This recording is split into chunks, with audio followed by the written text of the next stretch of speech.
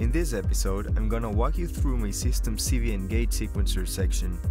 If you want to get a better view of the modules, you can go to my modular grid, which is linked below, and follow along as I explain what they do and why I chose them. So let's start from gates 5 to 8 in Varigate, which is my main gate sequencer. The way it's connected is a bit less traditional, as gates 1 to 4 sequence the different melodic voices, and gates 5 to 8 trigger the drum modules, which is where we are gonna start today. I'm using it this way because these gates are closer to this module, the noise engineering Confundo Funcitus, which serves as a sequencing hub and a mute controller. Gates 5 to 8 on Varigate go to the left side of CF, and the 4 triggers from Pulsar go to its right side.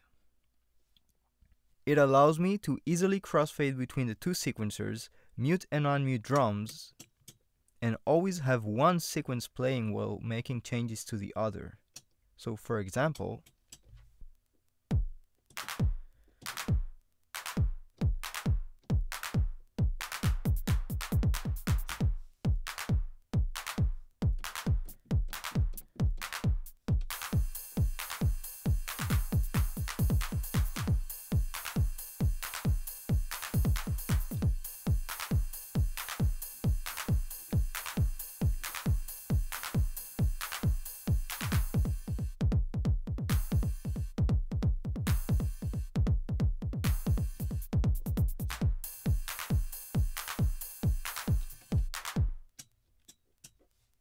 now this module has 3 modes which affect how the crossfader works and how it combines the sequences coming from both sides. Basically, I'm using it as a crossfader to listen to this sequence or listen to this sequence, or make it do like a coin toss thing and have it play this one or this one on a 50-50 chance, or 70-30 to this side or 70-30 to this side, or whatever you want, which is kind of cool. And yeah, it basically allows me to have a lot of variation very easy, because I can just let it play and every time around it will sound different.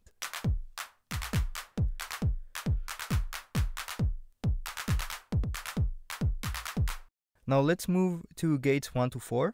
They trigger envelopes that open and close VCAs and filters that I will cover in a feature video. These gates pass through the Happy Nerding mute modules that make it much faster to add or remove voices from the mix, like so.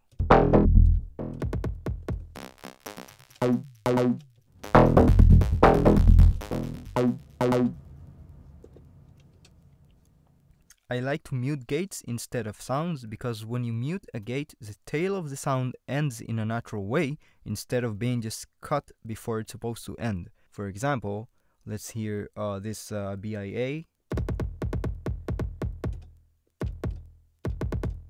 Since this module is also a buffered mode, it can receive one gate and send it to multiple destinations.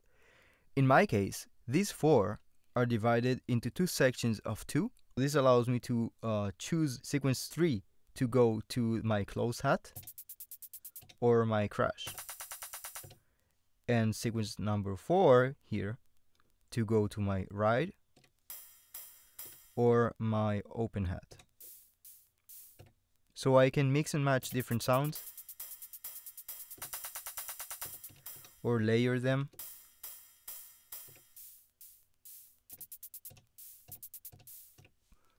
Okay, and last but not least for this episode, here's voltage block.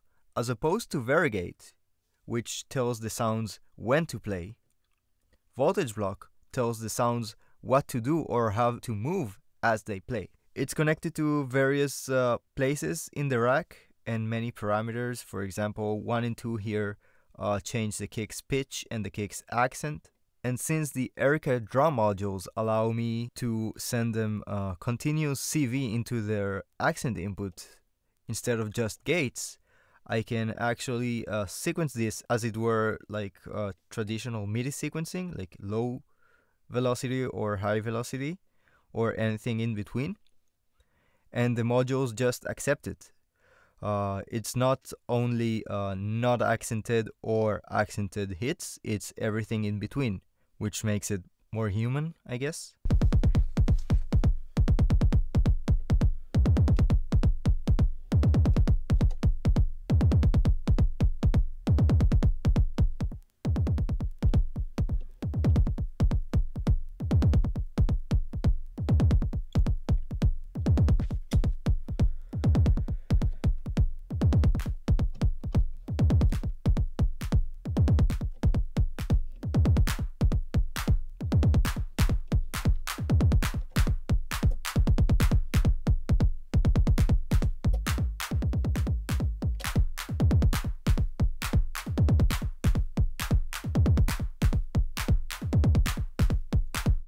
Channel 3 is my claps accent, just as 2 is my kicks accent. 4 and 5 control my hi-hats color and decay. 6 and 7 control one of my melodic voices, which we will see in a later video. And I usually use channel 8 here to sequence melodies that go to these melodic voices. Voltage block is connected via CV bus to variegate. That means when I change a preset here, the preset here also changes. So for example, if in a specific preset I want my hi-hat to be longer, all I have to do is set the value and save on variegate.